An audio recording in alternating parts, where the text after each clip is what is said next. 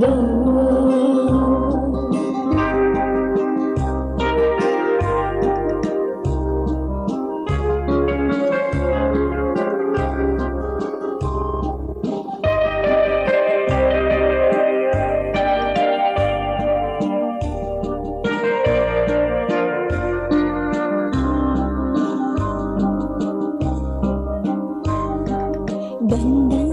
kılsa sarkılma bunda, sevgi içinden sarkılma burada.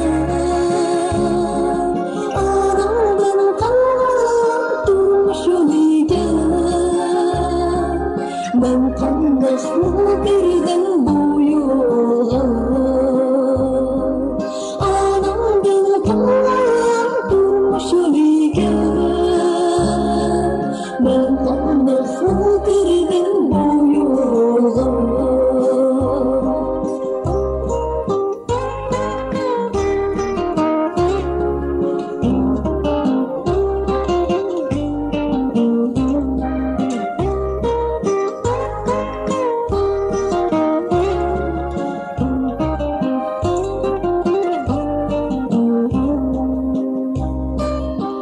Açık durmuş örgen seni,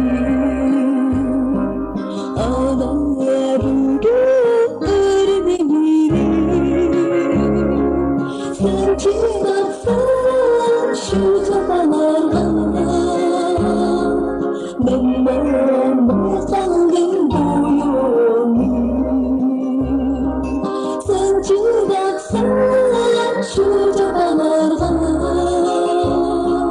ben kaldım bu yolu. Durmuşum inmiş bu seferde, dönem kaldım aydılar bana.